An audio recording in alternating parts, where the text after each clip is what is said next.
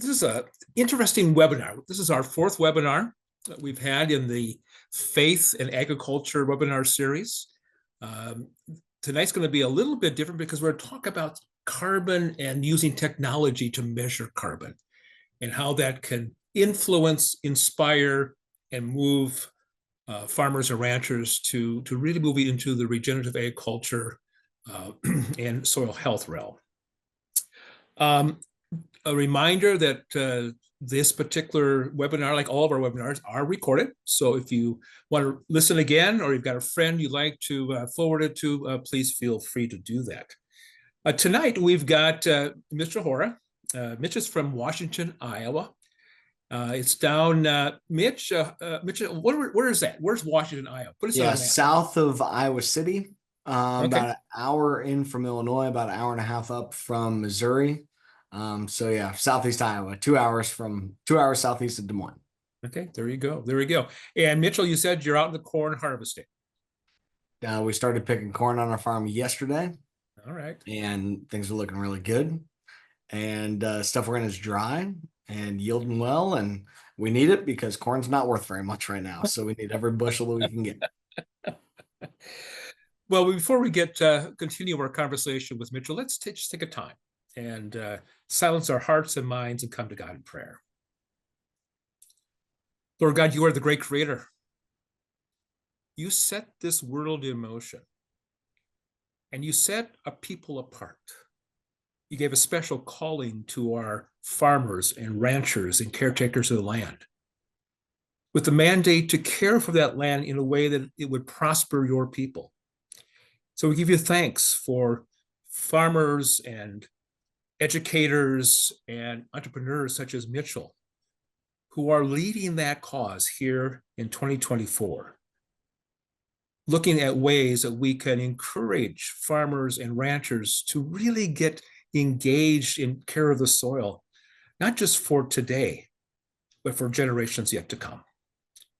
So we ask for prayers tonight. We think of farmers like Mitchell who are out in the harvest. May harvest be safe.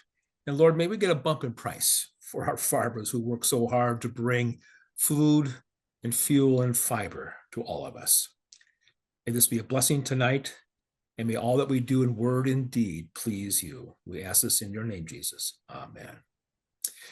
Well, Mitchell, you've been named as, according to your bio, in Forbes 30 under 30 in the social impact category. Congratulations on that designation. You started this whole thing as a student at Iowa State, is that right? Yeah. Back in 2015 is when we really got launched, but the original ideas and concepts came together summer of 2014 during my internship after my freshman year of college. And so you're kind of you're really on the cutting edge of ag technology and all of this, is it? Okay. And is that changed even in the short time you've been in business? Completely different than when I first started. And when I first started the company, it was an agronomy crop consulting company. And I've got degrees from Iowa State in ag systems technology and in agronomy. And so I started the company doing agronomy crop consulting. And our niche was to do the Haney soil health test.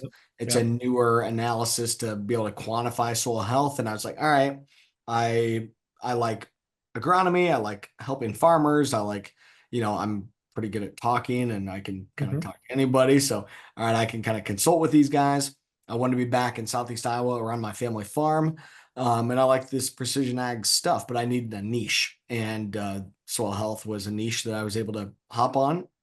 The location that I'm in, the county that I'm in, is a hotbed for soil health practices like no-till and cover cropping and utilizing manure instead of synthetic fertilizers. So there's a lot of farmers that are already kind of on the same soil health sustainability mindset. And I was able to tap into those folks, bring them some new technology, and things have scaled from there. So we launched a software in 2020. So that was 2015, kind of bootstrapping, doing things with Excel spreadsheets and a lot of pencil and paper. And then we launched our own software in 2020, and it's just really taken off and changed tremendously from there and expanded like crazy.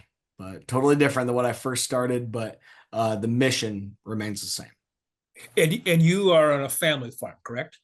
I'm seventh generation on my family's farm. Seventh generation. Yeah, yeah. My little kid, I've got two little kids. My daughter will be 3 in November, and my son just turned 1 in June. They're part of the eighth generation. And yeah, this Hmm. year is my family's 151st crop here in Southeast Iowa. That is a remarkable record. So what year would that be that the farm was Oh established? gosh, I don't know. Yeah, whatever, 151 years ago Okay, we'll have to this do the year. math, I guess. Yeah, yeah. They call it 150 years. They call it a heritage farm. So you have a century farm that's 100 years Yep. old, Yes. heritage farm that's 150, and my family got that last year.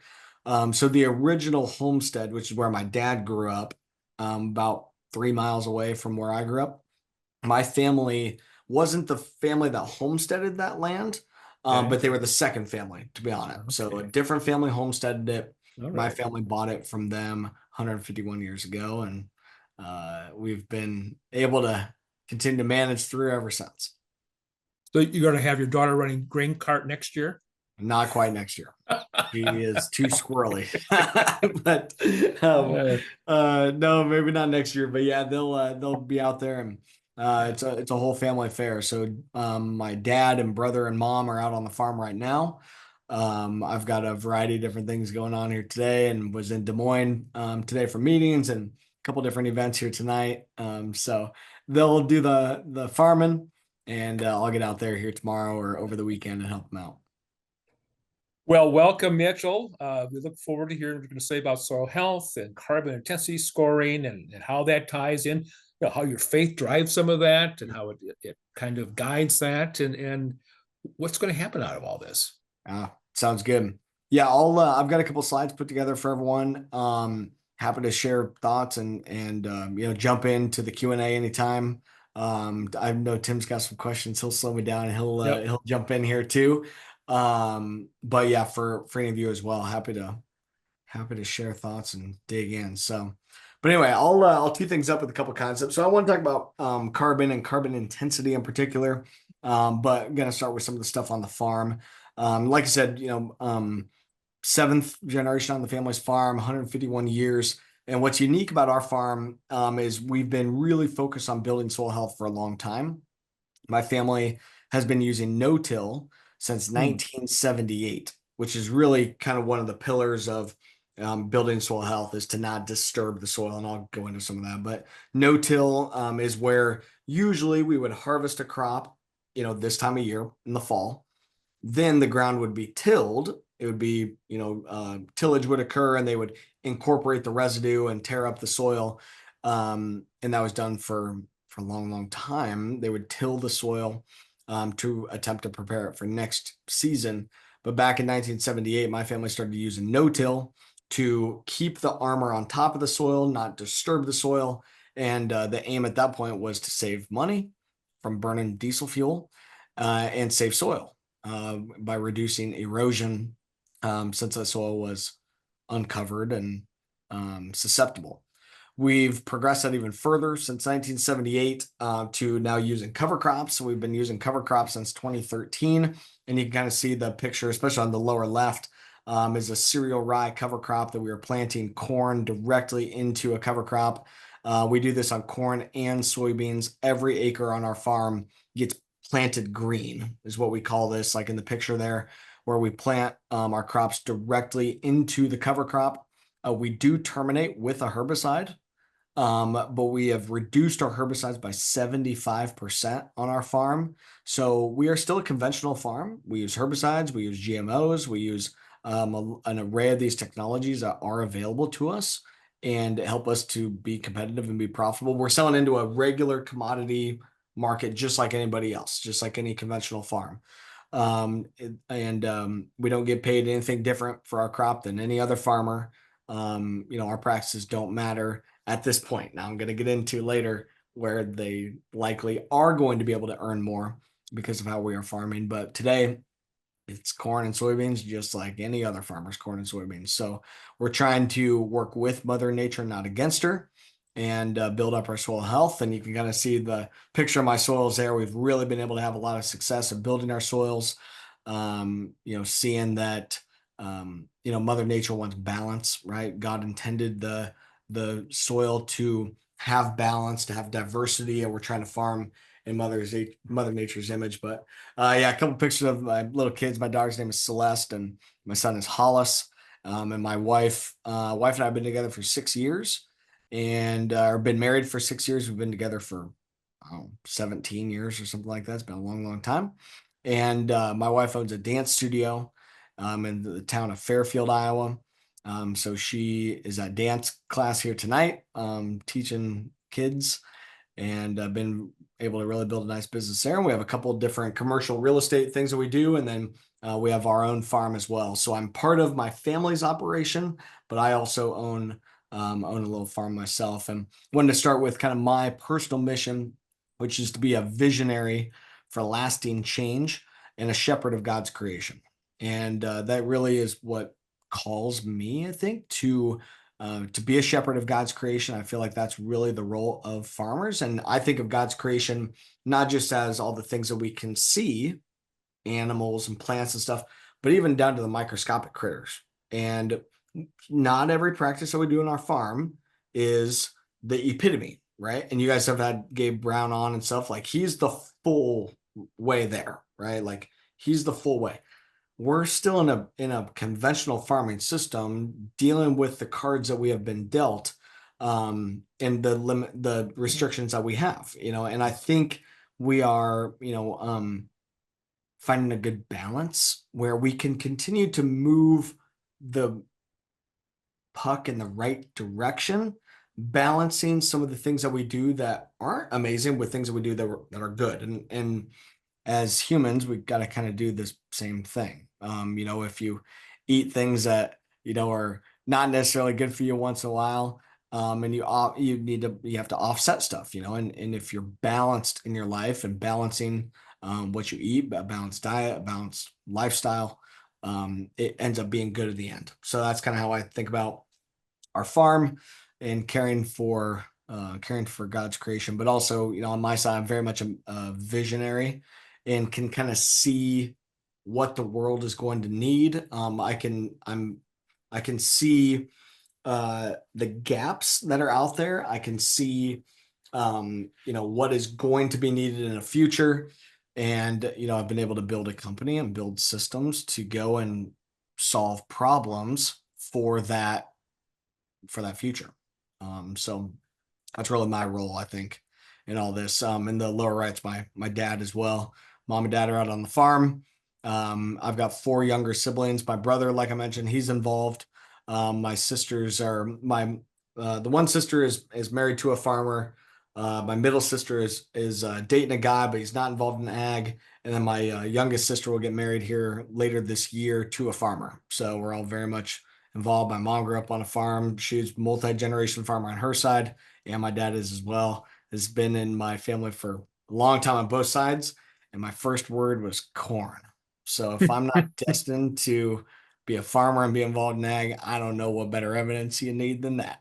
So kind of a funny story there. But anyway, so I farm, but our family farm is about 700 acres, which for a corn soybean operation like that is for a lot of typical farms that's on the smaller side or a little below average. And my own farm is only 40 acres. Is my little slice of heaven here. We also custom farm about 400 acres. So we're operating a decent chunk of 1,100 acres, but that's my parents' farming is their main source of income. For me, it's a long-term kind of plan, but I've found that I've always been very entrepreneurial and want to bring, additional innovations and stuff. And I'm involved in a lot of different things. So, like we were sharing before, I started Continuum Ag back in 2015, and I started it while I was at Iowa State, to be involved in crop consulting, and precision ag technologies, helping farmers. And that was my way to have some off-farm income, but get back to Southeast Iowa to be involved in the family farm, buy some land, and raise a family here in Southeast Iowa and around the farm. The company has changed tremendously from the focus on soil health at the beginning to now. We're a software company today. We still do a little bit of consulting, but today we're a software company. We're 38 employees total now, just growing tremendously. And we are on about 5 million acres across 43 US states and 23 countries around the world. We in particular there share some stories. My first customers back in 2015 were actually in South Africa, and I was helping these farmers in South Africa to manage some of their data around soil health, and did some consulting and data management, data analytics with them. I've been to South Africa twice. We got stuff in Brazil is another big spot for us. So I was just down in Brazil a little bit right around a year ago.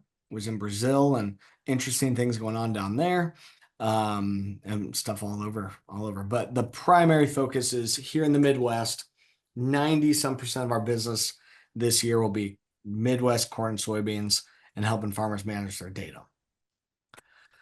What all of this boils down to is we're still trying to help farmers build soil health. Our mission is to help 1 million family farms improve their profitability via improving their soil health. And I think that's where it all starts. These soil health principles that I love to start this with, I'm glad I was able to kind of pull out some of these slides that I don't get to talk on as much here anymore recently. But I love these soil health principles because they come from mimicking Mother Nature. They come from God. They come from observing the natural system. And what I love about now, and why I in good conscience am feeling like we really got to help farmers to understand their carbon intensity, is your carbon intensity or your carbon footprint are heavily influenced by these practices. And by implementing good soil health practices, you lower your carbon footprint and improve your carbon intensity score. Now, a really critical thing here that I want to say is I'm going to share some insights about how we are adopting the soil health principles, and I'm going to go through each one of them one by one. But you all are in different parts of the world here, in different parts of the country. The key about the soil health principles is that they are principles, they're universal, but the context is really important. So how you implement the principles for the context of the local farm is very different. The soil types are different. The climate is different as far as wet areas, dry areas, cold, hot. That influences the tactics as to how to implement these principles of soil health. But I teach farmers you have to be committed. Changing your soil, changing biology doesn't happen overnight. And you need to utilize these tools as offensive management tools rather than defensive management tools. And a lot of farmers, or a lot of these principles, they've been pushed on farmers as defensive tools to defend against erosion, defend against water quality problems, defend against impeding regulation. But in reality, these tools need to be offensive management tools, just like a farmer views the seed that they choose, the fertilizer that they put on, or the crop protection that they put on. They utilize these tools because they believe it's going to gain them something.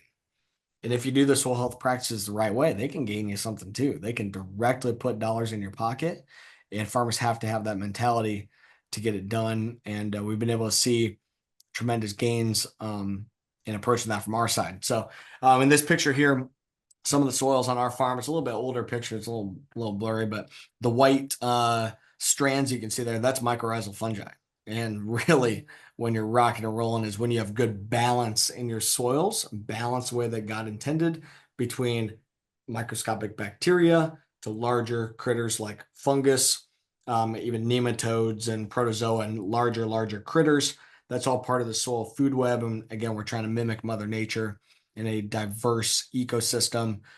So it's been amazing to really be able to see some of those visual pats on the back, right? Like visual indications that what we're doing is working and moving in the right direction. So how we approach these principles on our farm, number one, we got to reduce disturbance. And that's reducing chemical disturbance by managing our pesticides, managing our fertilizers to reduce the negative impact that they have.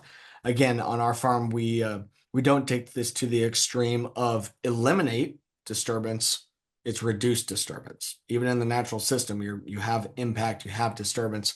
We're trying to minimize that and allow for the system to stay within equilibrium as much as we can.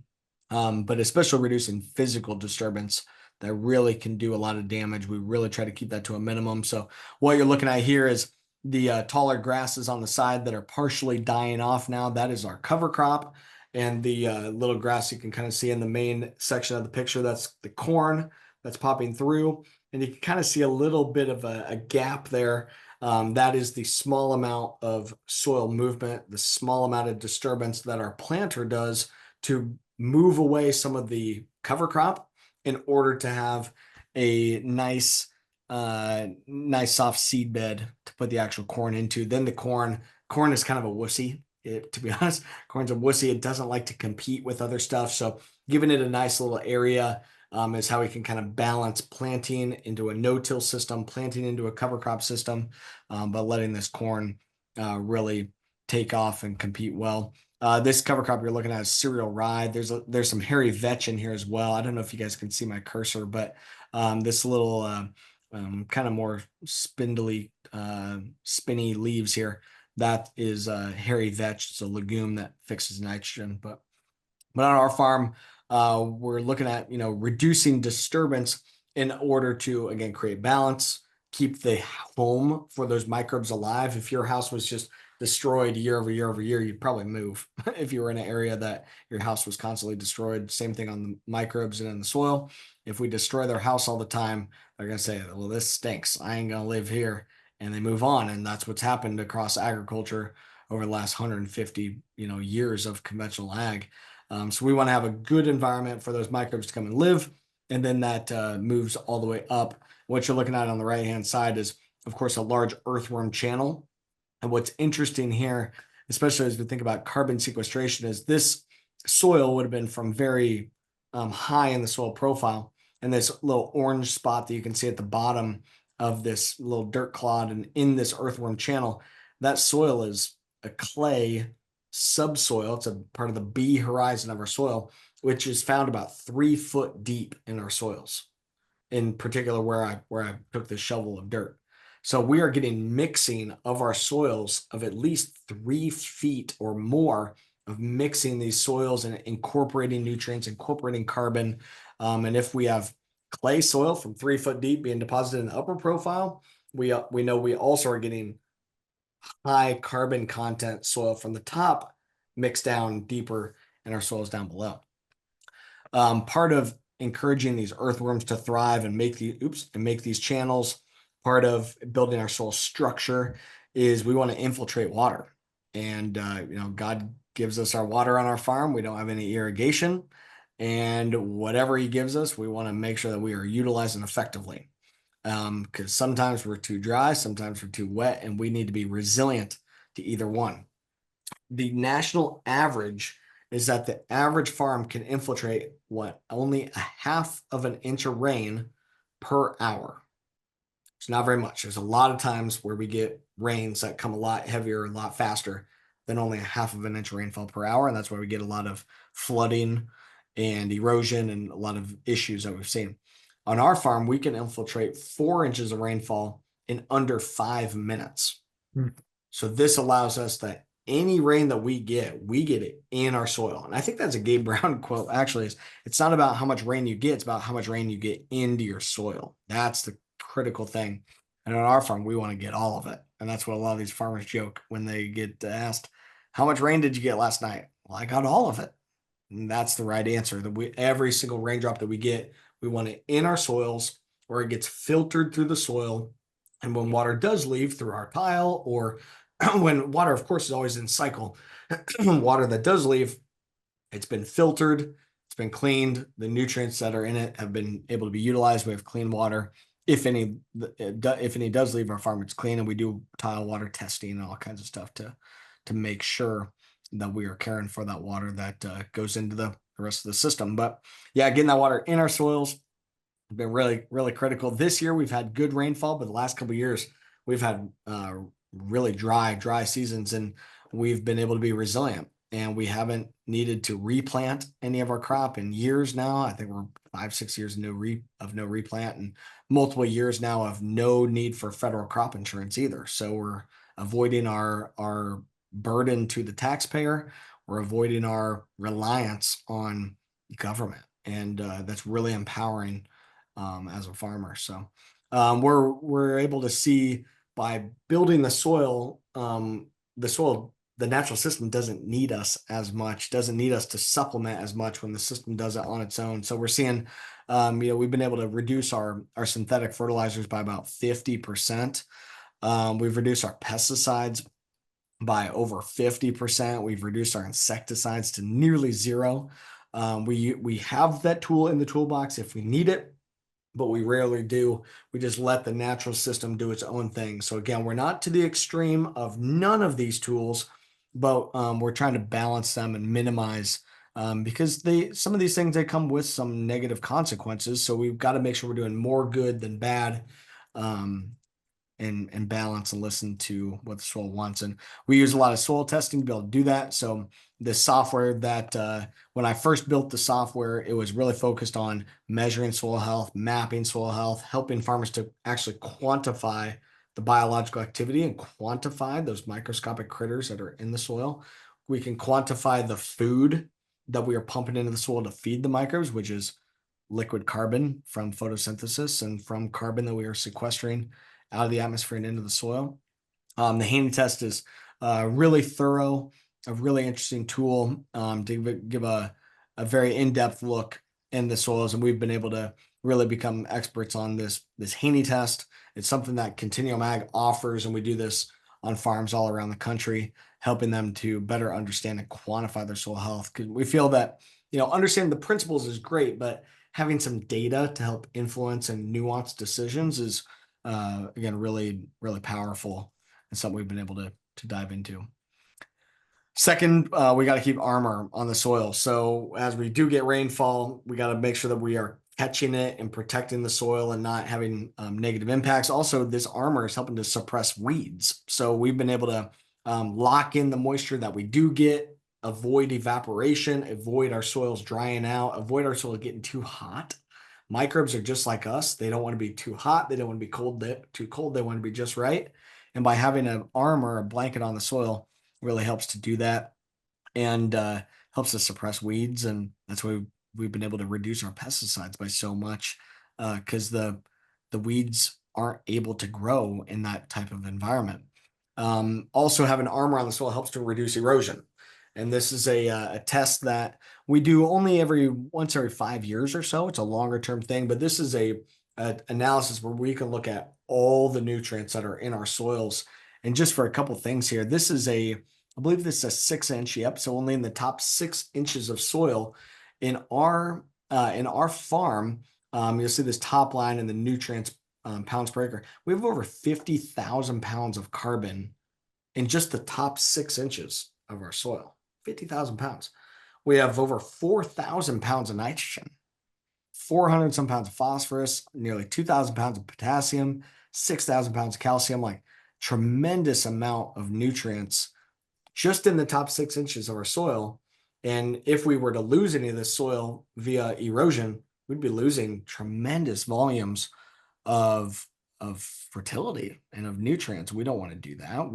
These nutrients are expensive. So having the armor and reducing erosion really helps to protect this. And as we talk about carbon, now we've got to measure the total carbon that we can really monitor and build that up over time. But we're looking at building these nutrients down to the depths of the soil, not just in the top 6 inches. But another thing we found too, by keeping armor on the soil, it really helps to manage the soil temperature. So it's just like, how we utilize clothes and stuff to manage our own temperatures, your blanket. You can utilize that armor to keep the soil in check. So one of the things that we're seeing is by shading the soil, we're able to keep it from getting too hot in the summer. Microbes don't like hot, dry conditions. They get burned up, they fry. They're single-celled organisms, and they live on and around the water. So we got to really make sure that we are keeping them happy.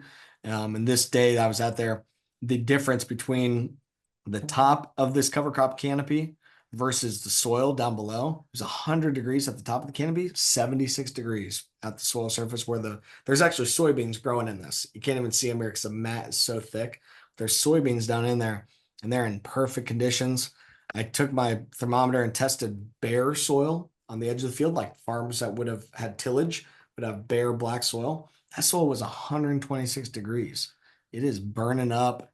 Microbes cannot survive in that kind of situation. That soil is running a fever and frying those things, just like our bodies do when we're trying to get rid of bad microbes in our own bodies. But and maximize that armor just to try to get these diverse microbial systems going. I mean, when you start getting fungal systems growing like this, again, you're really getting somewhere.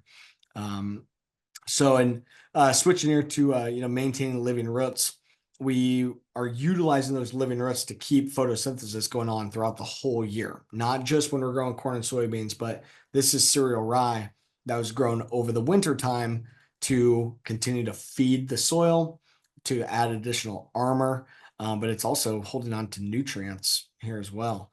This is a photo here where on the left-hand side has been no-till only, and then the soil on the right is only about 30 feet away. This is from a long-term cover crop versus no cover crop trial, and where there was no-till only, the soil is still pretty good, but just by adding cover crop, the structure is a lot better. The soil color there, a lot more carbon in that soil, a lot more water holding capacity in that soil. So no-till alone is good, but no-till with that living root really took this farm to the next level.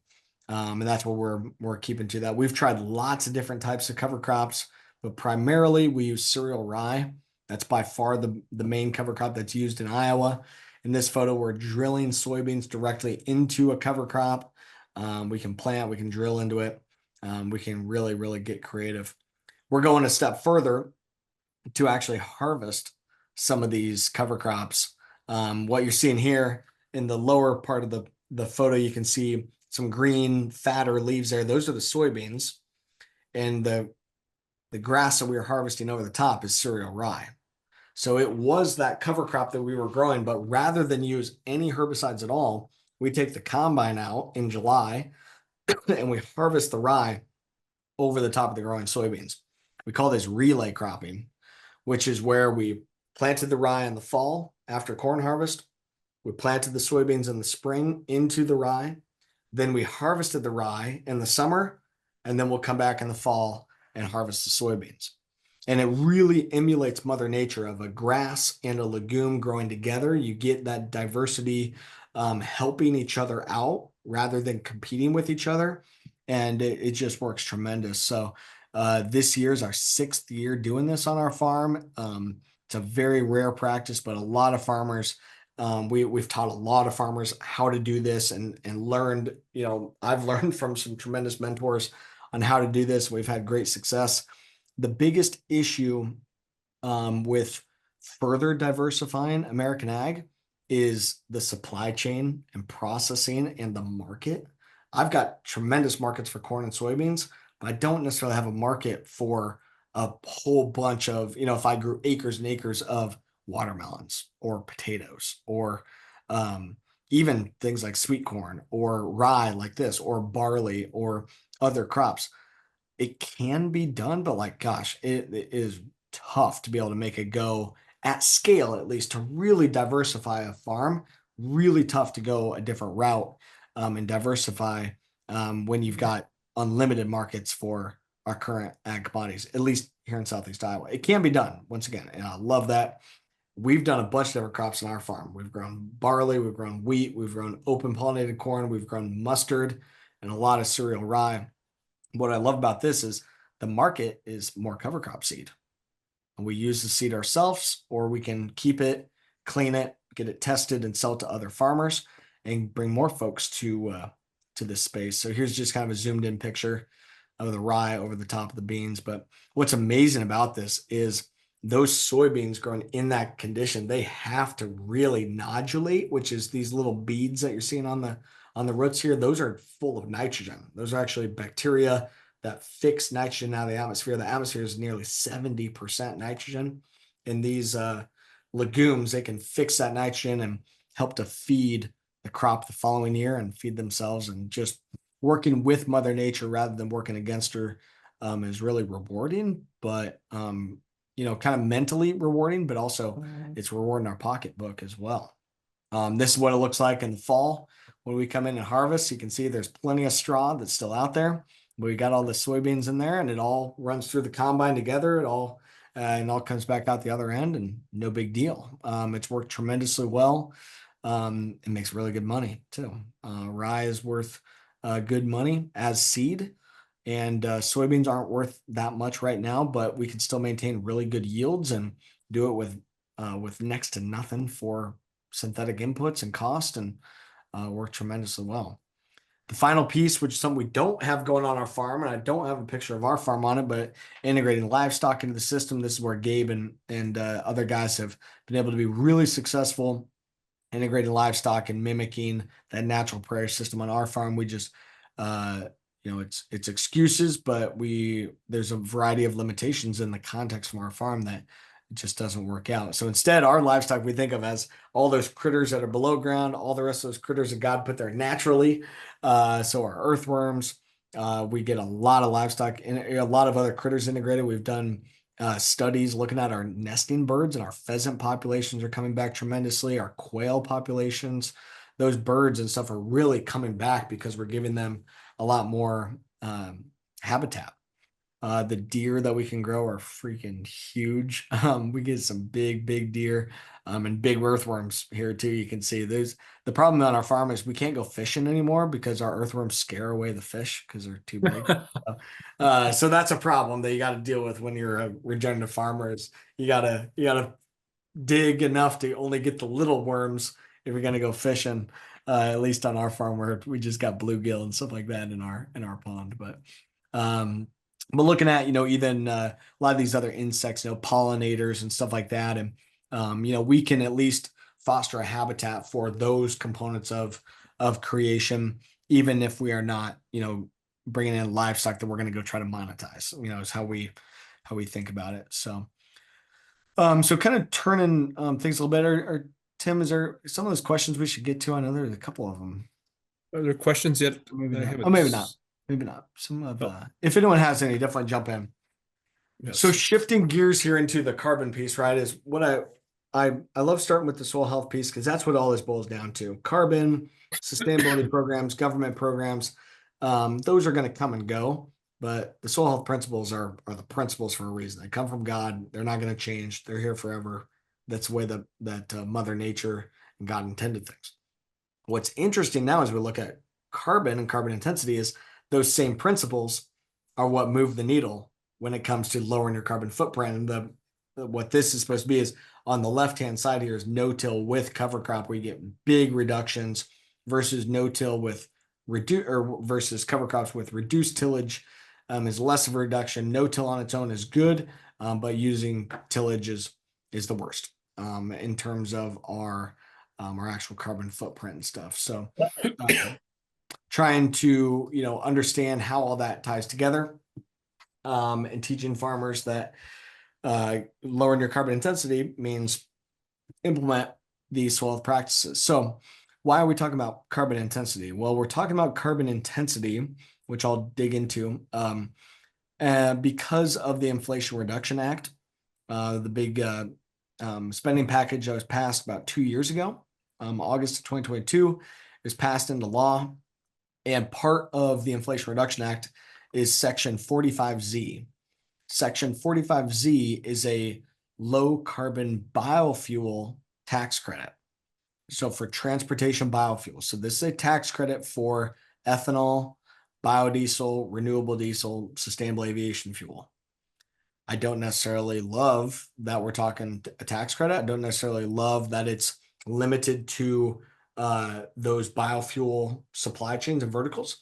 But it's a big opportunity. A third of the corn that we grow in this country goes to ethanol, and a tremendous portion of the soybeans, about half of the soybeans that we produce in this country, go to biofuel. So it's a tremendous opportunity, and big player in the space already. And this tax credit rewards biofuel producers who lower their carbon footprint. So over the last couple of years, Continuum has been helping farmers to understand their contribution to this market, and building out partners and helping farmers get their own carbon intensity scores. And this tax credit starts on January 1st. So that's where As we were talking about this webinar and stuff, it's like we need to spread the word as far and wide as we can because January 1st is coming very soon and farmers need to be ready for it. So biofuels and specifically ethanol, they've already been working at decarbonizing for a long time. And we're, in my opinion and stuff here anyway, that we got to have balance here again. Like it's a balance between electrification, but also utilizing liquid fuels. And as we look at, sustainable aviation fuel or heavy equipments and stuff like that, or marine, there's going to be liquid fuels for a long, long time yet. And it's going to continue to change, but still going to be here for a long time. So let's deal with the cards that we are dealt and decarbonize what we can. And so what this is already ethanol has a carbon footprint score of a 53 and gasoline has a score nearly 100. So already ethanol is significantly lower carbon footprint than gasoline.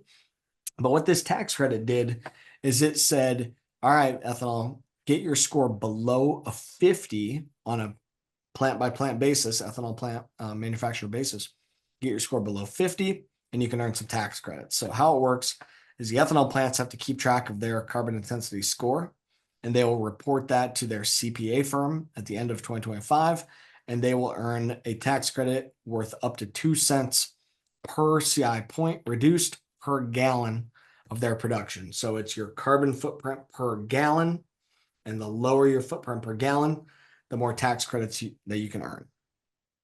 And why it's pertinent for this conversation and for farmers is of an ethanol plant score, which is a 53 to 55 I use on this graph. And every plant is a little different. I've talked personally with 120 different ethanol plants. They all have different scores, but on average, it's in the low 50s is the average plant. Out of that score, the corn has a score of 29.1. And these scores come from the U.S. Department of Energy. They're not made up. It's from the U.S. Department of Energy. And they say that the corn has a score of 29.1. What we have been doing for the last 2 years at Continuum Ag is helping farmers to quantify and validate, get audited, third-party verified, that their score is lower than a 29.1. And what I love about it is the way to reduce that score is reduce your synthetic fertilizer, use cover crops, utilize manures and composts, reduce your tillage, and continue to grow your yield. So farms like mine that have been doing these practices for a long time, my score last year was a negative 4.1.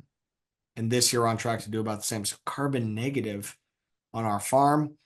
But overall, the government thinks that we are at 29. They think that we are more than half of the carbon footprint of ethanol, and we are helping farmers to tell their story. Right now, the market is in biofuel. However, the precedent that is being set here can absolutely be utilized for low carbon milk or low carbon beef or low carbon pork or low carbon other agricultural products. And then as we look to, even in lettuce or potatoes or whatever, like they could utilize the same type of concept. And it's setting a precedent that they could utilize as a way to quantify and decarbonize their industries as well. Now, the biofuel manufacturer, they're not only looking to the farmer to decarbonize. They can use more renewable energy, like solar and wind and hydropower and that kind of thing. That helps reduce their score. They can capture their carbon rather than emit it. They can capture the CO2 and reuse it or store it, pipe it, hold it in the ground. A lot of groups are looking at utilizing that carbon for other purposes rather than just emit it into the atmosphere. So a lot of efforts going on that way. But what we're helping farmers to do once again is the farmer is a big part of the problem today, the quote unquote problem, but we have an opportunity to be a huge part of the solution. So today farmers have a score of 29.1 and we have built out our software called Topsoil to help farmers to get their score. And we have already scored over 318 million bushels of corn. That's about 1.6 million acres worth. And the average farmer has a score of 11.1. So rather than 29.1 and really causing a lot of pollution, we found that our average farmer is actually nearly 2/3 lower than what the government believes that we are today. So we've already done a good job Now, all of us can continue to do better to further decarbonize. But what's really important here, I think, is pretty much every farmer believes that what they're doing today is sustainable. They believe that what they're doing today is the right thing. And they believe that they're doing the best they can. What I love about this is now we give them a score and we give them a number. And there's no arguing with here's what you actually are today. And here's how the equation works. And here's what you could do to lower your carbon footprint and to get even better. And again, that's back to using cover crops and reducing tillage and all that. But the farmer stands to be able to help contribute to producing these tax credits, and they're worth significant dollars. So what this also is going to do is, again, set a precedent for other industries to follow and other companies that want to decarbonize.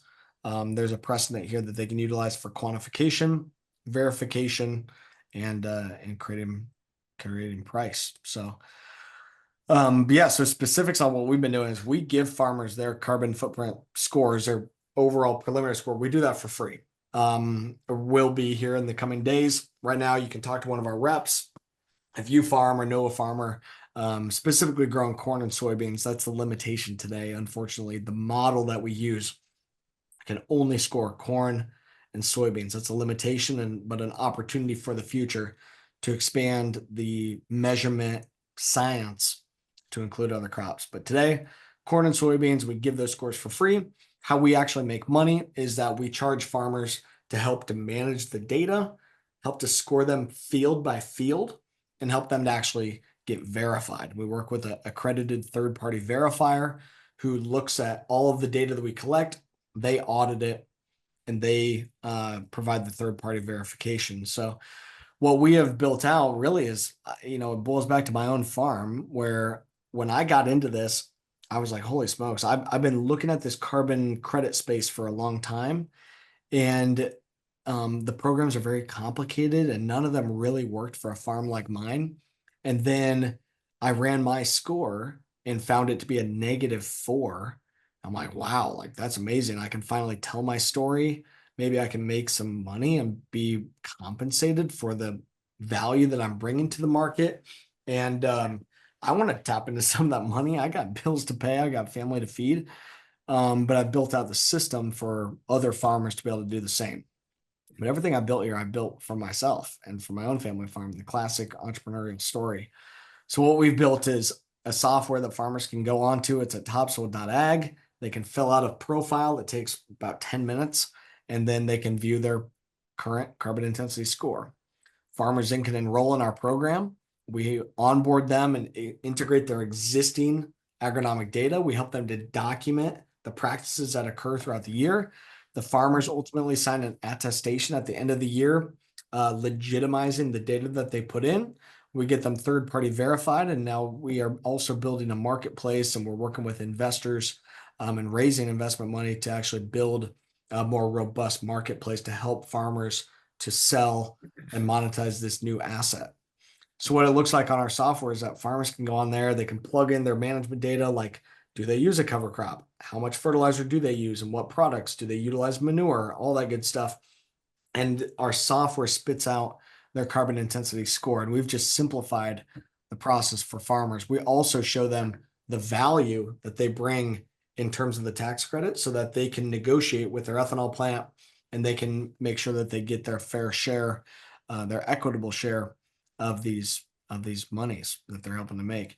But then the difference between the left-hand side here is the farm today, and this, it's just a demo account, but the farm today, a fairly conventional farm, and has a score of 22.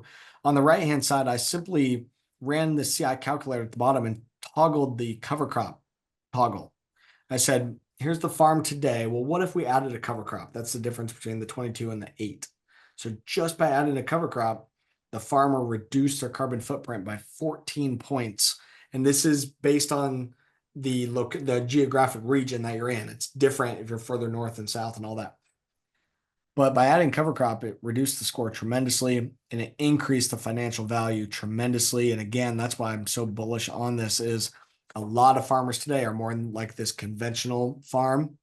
And the farmer would likely end up getting a premium of maybe a third of this premium, so maybe 10 cents a bushel, which is fine, but it's not something that a lot of farmers are really going to get excited about. But by adding a cover crop, they move their financial opportunity from a third of this, or thereabouts a third of this, to be 10 cents, to a third of a dollar something. Now we're talking, maybe 35, 40 cents a bushel. That starts adding up. That's real money. Today, corn's only worth about $4 a bushel. So you start talking a 10% increase in the value to the farmer. That's really going to make them more inclined to take a look at this, to change practices, especially to adopt some of these regenerative systems. What I wanted to kind of wrap up with is I've been talking about biofuels and sharing the opportunity there with this tax credit. Again, the cards that we have been dealt. But I'm very bullish on this concept because of some things that I'm observing happening at the global level. And what I really point to is the financial sector. I believe the push from this, yeah, it's being pushed from consumers, but it's being really pushed from in the boardrooms where the real big time decisions are being made. And a couple of years ago at the United Nations conference, COP26, there was a pact of financial institutions that came together and all pledged to be carbon neutral by 2050. So these are the big banks, big Wall Street companies, the big investors, right? The hedge funds and stuff. They all said they're going to be carbon neutral by 2050. And these funds control $130 trillion under management. 60% of the global wealth was included in this pact. And they all said we're going to be carbon neutral by 2050. Well, if the big financial institutions, the investors, if they're going to be carbon neutral by 2050, that means the corporations that they're invested in, that they're shareholders in, they got to be carbon neutral because the corporation's carbon footprint is part of the bank's carbon footprint. And if the corporation's going to be low carbon, because the bank says you got to be low carbon if you're going to get some of our money, the corporation's got to be low carbon. That means they got to source from low carbon suppliers and influence their supply chain. And that's where we all fit in on the farm. And why I'm bullish that if the financial sector is going to decarbonize, the corporations have to decarbonize, which means their supply chain has to decarbonize, which includes us. And even if farmers aren't selling into biofuels or they are farming other crops beyond corn and soybeans, they're going to be influenced by that. Also, they're going to be influenced just by the multitude of corporations that are putting out different pledges to be more sustainable, to hit net zero goals or other carbon goals. These are the Fortune 500 companies that all have these massive targets put out there. And again, farmers are part of a lot of these supply chains. This is just the same thing, but zoomed into the US companies. So you got PepsiCo, Coca-Cola, Tyson's on here, Target, Walmart, Starbucks, the big banks and stuff, of course, too. A lot of the big financial institutions, once again, Microsoft, Google, like all these companies that if they're going to meet these goals and decarbonize, they're going to need the effort of farmers and everybody else to help them get it done. And I think brings about a lot of opportunity ahead. So setting a precedent here is really what this boils down to. And taking it all home, it's back to how can I scale my ability to shepherd God's creation? I think that's by making this global, massive change. And regenerative ag has started picking up, but we're at 5% adoption of cover crop in this country. It's not very much. We got to have some of these other big drivers if we're going to make big change, especially in the short term. Over time, more farmers are going to get on the soil health bandwagon and adopt regenerative practices because they truly are better. And like I shared at the beginning, on our own farm, we have more than proven these principles are truly better. And whether there's incentives or not, we're going to continue to do these practices because they actually are better. But farmers have to have help to overcome the logistic and economic constraints and economic risk of change. And that's why I'm very bullish on these type of programs. And again, the precedent that they're going to set, because I think they're going to really incentivize massive change. And I want to make sure that farmers get their fair share. and that farmers are taken care of and not taken advantage of by some of these players that are involved. Because you're talking some big names with a lot more lawyers than what we got, a lot more money than we got. So trying to really rally the farmers, help us work together, and again make sure that family farms get their equitable share. And what I'll end with is that what I tell a lot of these corporations and stuff is that when family farms actually have money and actually are making a profit, sure, maybe they have a go to the lake or treat their family, but really they invest back in. When farmers have money, they invest back into their family farms and longevity of the family farms, and they invest back into their local schools, their local community, their local church. Like that's where our money goes, and it's those rural communities that are really strengthened by agriculture. Ag economy is terrible right now and not going to get better anytime soon. And no matter what happens with the election, and that is always the first question, which is what happens with the election near this fall. So I'll address that now. This particular 45Z has very good bipartisan support. I'm talking with my politicians on both sides of the aisle. I have a meeting with the USDA this week. That's all on the left side of the aisle. My local Congresswoman, Marionette Miller Meeks, who's a Republican. I did a webinar with her just a couple weeks ago. You can see it on my YouTube page. She's the chair of the Conservative Climate Caucus, so very much trying to depoliticize this carbon and climate conversation, and she's really trying to figure out how to, get everybody working in the right direction. So really encouraging there. Of course, it's a tax credit, stroke of a pen, and it can be gone, but has very good bipartisan support. And I think from what I'm hearing and what my folks in DC are saying is that this is here to stay, and they understand how big of a deal that it's going to be. So that's encouraging. But anyway, I've yapped long enough. But Hey, yeah, happy to take Mitchell, some questions excellent, here. excellent. I mean, I learned so much tonight on the whole carbon intensity scores.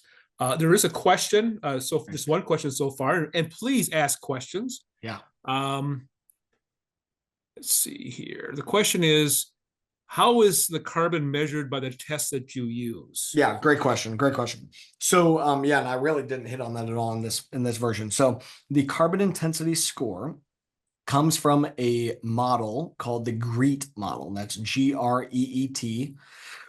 It is oh gosh, the greenhouse gases regulated emissions in transportation model. It's a US Department of Energy developed this tool. And it's a very complicated, very robust Excel based model. And what we do is we help the farmers to document their farming practices and run it through this carbon model. It is different than other carbon credit programs in that there is no soil sampling associated to it. There's no remote sensing and satellite imagery. It's simply put your practices into this model and it spits out your score. And that's why we're able to scale it so much, to millions of acres that we're impacting right now, hundreds of millions of bushels, on our way to do 1 billion bushels this year through our effort called the Billion Bushel Challenge. 1 billion bushels would be about 20% of the market. Like we are really gunning for it. And but yeah, the answer though is the GREET model is developed by the U.S. Department of Energy and first launched clear back in 1994. This is not something new, but they've continued to iterate. What I think is important here too, versus a lot of these other carbon credit programs and in a lot of these private programs, everyone thinks that they have their own best way of doing it, right? And there's no consensus about how are we going to measure, what is it going to be worth, how are we going to verify. And what's different now is now it's becoming regulated. And we have government involved saying, here's how you're going to quantify it. Here's how you're going to verify it, which is called the ISO 14065 standard. Here's what it's going to be worth.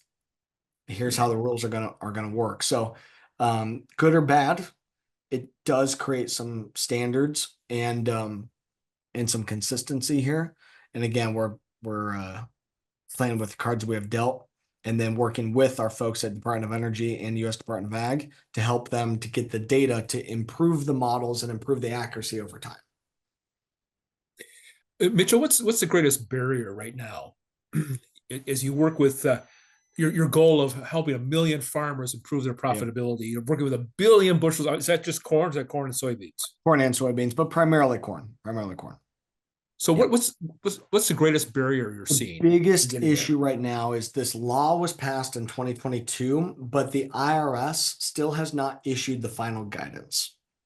Okay, so the legislative branch, right? They pass the laws. The executive branch interprets and implements the laws. So it's the department, it's sitting held up right now in the Department of Treasury and the IRS. They're collaborating with the USDA, and I actually have a meeting with USDA in the works right now. I've been talking with Secretary Vilsack and some of his folks here just yesterday that they want to talk and want to figure this out. But yeah, the real holdup is a lack of government's ability to get things done and to make decisions and to publish good, meaningful rules. And I understand they are getting pulled in a lot of directions and they want to try to get this as right as they can. But because that's really hindered speed, it's been sitting, which is very discouraging. And we're missing out on a big opportunity to get farmers to adopt these no-till and cover crop practices this fall because there's so much uncertainty. So that's by far the biggest barrier, though. There is indication again that we are supposed to get the rules before January. So it's coming soon, but we'll see what happens when that actually Of course, occurs. unfortunately, crop decisions are not made in January. They're made while We're there's making them people now, probably be making now for or next even year. already. We already made them. We already have the cover crop bought. We've already put on Yep. some of it on our farm anyway. Farmers that they bought some of the fertilizer already. They already plan on doing the tillage if they're going to do it. Like and a lot of our politicians don't necessarily understand that, you know, especially some of these IRS people like Department of Treasury. They don't understand that decision making process on the farm. So, Mitchell, we got several questions that have come in. yeah, great. Why do you think you're seeing the average grower at a significantly lower CI score than the estimated baseline of 29? Yeah, great question. The overall baseline 29 is based on national averages, and it's kind of old, outdated data. And it's very conservative, right? Because it's a government tool. They're trying to be very conservative. And but in reality, farmers have been adopting good technology. We have been adopting some of these soil health practices. And the reality is, you know, farmers are just further along than what the researchers are and what the academics are. So that's really what it boils down to in my mind. We've got a story to tell is what I tell the farmers, like, gosh darn, like we're doing way better than what we're given credit for. We need to tell this story because somebody else is going to tell it if we don't. And we got to be aggressive there. Another question. Speaking of Congress, the Farm Bill is being renegotiated. Yeah. Are carbon credits for low carbon crops in the draft of the Farm Bill? No, Are nothing that incentives I'm for aware no of. tilling? Any of that No, there? nothing that I'm aware of. So how these practices tie in on the Farm Bill is in the Title II programs, which is where conservation fits in. So they have programs like EQIP and CSP. These are government cost share programs to help farmers with the cost of adopting the practices, but they don't have any claim on the carbon outcome.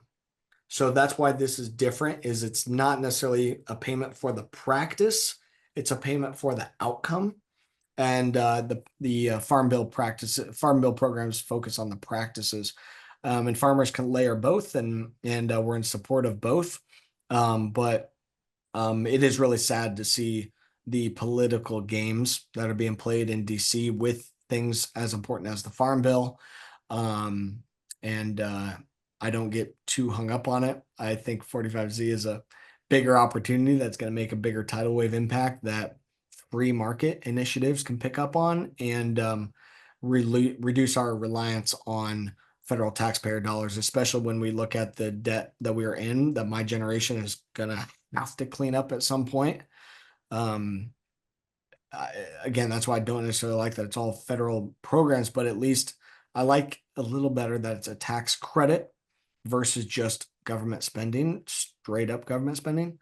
But we're gonna have both for a long time, and at some point, my generation is gonna have to pay the price. Here's an interesting question. How did your training at Iowa State help you in going this direction for your farming methods? Yeah. Does this indicate a positive shift in ag schools to be more soil health focused? No, no. Unfortunately, I love Iowa State. There's some great folks at Iowa State, and they are trying, but no, none of this is. I didn't learn any of this at Iowa State. Even so much. The story that I like to tell there is one of my more advanced soil classes. I forget my junior or senior year or something. More advanced, a 300 or 400 level soils class. The professor at the time was an old boy who taught my dad when my dad was there. So this guy had been there for a long time. And his quote in one of the last classes, and he retired. I was in his last class before he retired. He said, "We know a lot about soil chemistry and soil physics. We know very little about soil biology." This is one of the most renowned like soil professors at one of the best ag schools in the world, and he's saying we don't really know much about the biology. They are working on it. They are coming a long way, but no, a lot of this I've learned from other farmers. I've learned at events through social media, but by networking and learning from other people. I think that's where real innovation happens is on the farm. Universities can help to enable innovation, but I think the real innovation happens on the farm. Iowa State is paying attention to carbon intensity. They are paying attention to soil health, but by and large, those textbooks have not been rewritten. They have a long way to go to learn. Your dad is probably my contemporary, Mitchell.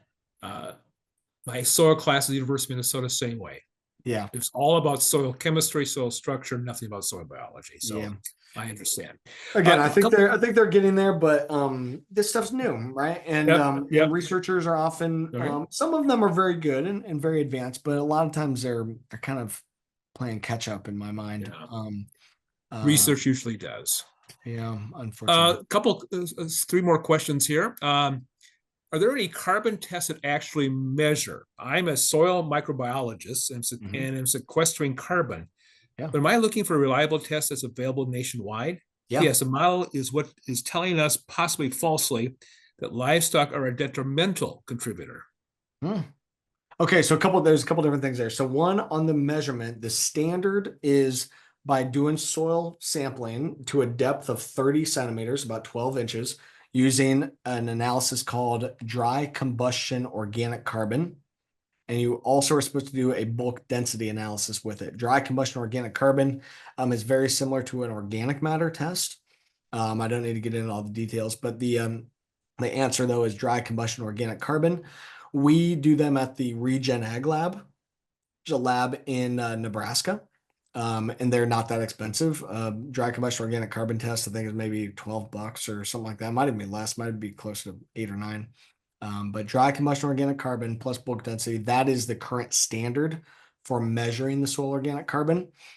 And on the livestock side, I think livestock and their impact on soils usually is quite good, where they're integrated, they're depositing their manure and their urine and their saliva, and they're really fostering the natural system, right? Where it was the buffalo and the rest of the critters that were really helping to build our soils to the level that they are. Where animals get a bad rap is they do emit plenty of methane through their natural digestive system. They do have a carbon footprint because of that. And where they get a bad rap is 1 ton of methane is equivalent to nearly 30 tons of CO2.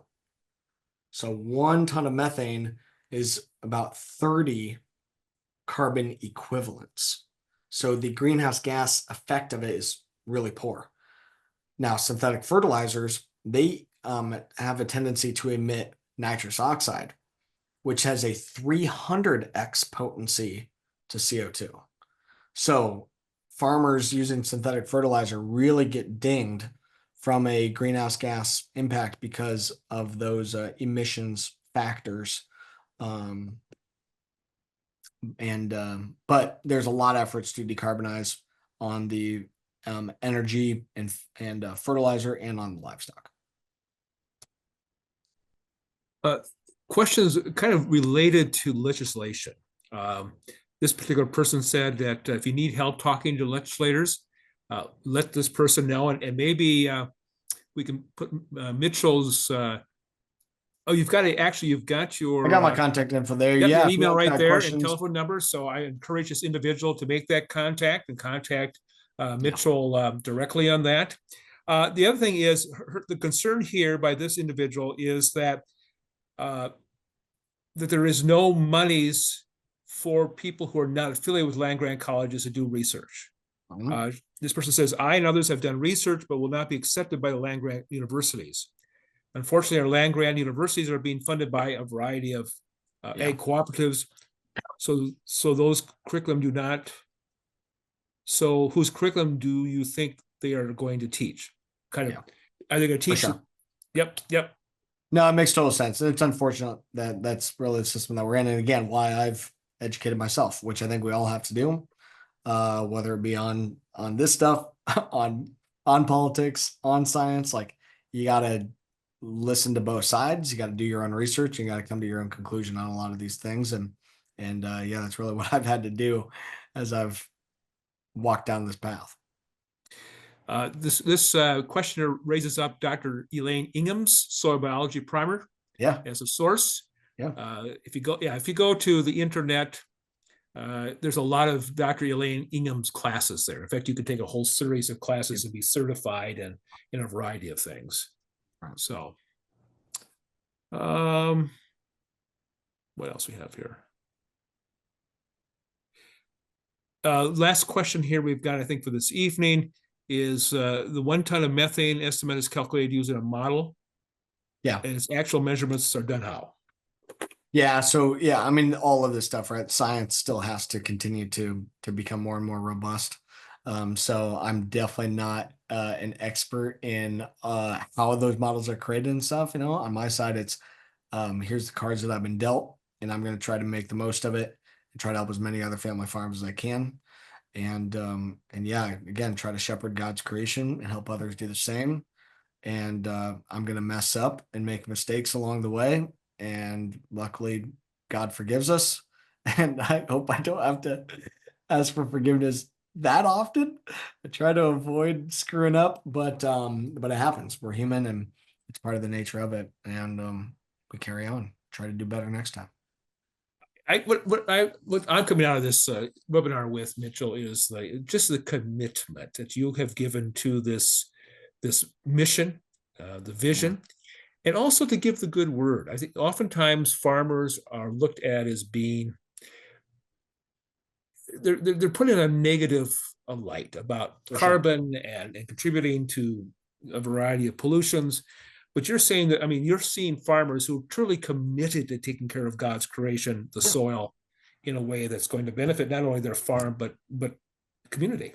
But also, we are taking accountability, saying we still are part of the problem.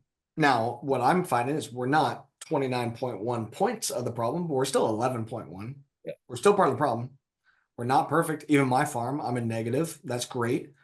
But I could be a lot further. I could be even more negative. I could be doing even better. And whether that be for water quality or other stuff, it's about trying to, again, deal with the cards we've been dealt, do better year over year, try to learn from other folks. But yeah, I mean, trying to tell our story. Luckily, you know, God's gifted me with the ability to hold a conversation and be able to speak in front of crowds. I was telling Tim before we started this, I've spoke and given similar talks to what I did tonight in front of live audiences, in person audiences this year, 47 different times already so far this year, 47 conferences that I've been a speaker at, not just an attendee. Um, so a lot of stuff, and I got a lot more coming up. But somebody's got to tell the story. You know, we say in ag, like you got to tell your story, or someone else is going to do it for you. And I think we have an amazing story to tell. I think we can continue to do better, and I think we have to because we got to have agriculture. It's got to stay around. But we got to do it smarter. So I'll try to do my part to make sure that happens. Thank you, Mitchell. Let's close in prayer, shall we? Lord, I am just overwhelmed with how you've gifted this man and young men and young women like him, that you were showing them something new about your world. It's that universe below our feet. You're teaching them through mentoring, through conferences, through all sorts of communications, that call to take care of all of your creation, those that we can see easily with the naked eye and those that we need a microscope to see. So I'm going to pray that you're going to give Mitchell great stamina and courage, that you're going to be with him as he continues to speak, that you'll care for his family when he's absent from home. We give you praise for his family that are taking on some of the duties of the farm while he's gone. And may this 7th generation farm be passed on to the 8th generation. And may we continue to support our family farms, our rural communities, our rural churches and schools, and so on, in a way that's going to be honoring you, Lord, bring prosperity to all of your people. And Lord, we just ask that in all of this, that we truly commit ourselves this evening, even saying, Lord, show me what I can do to take care of this great creation that you've given to us as a gift. Lord, may all that we do in our words and our deeds tonight and tomorrow and every day following, may it please you and honor you. This we ask in Jesus' name. Amen.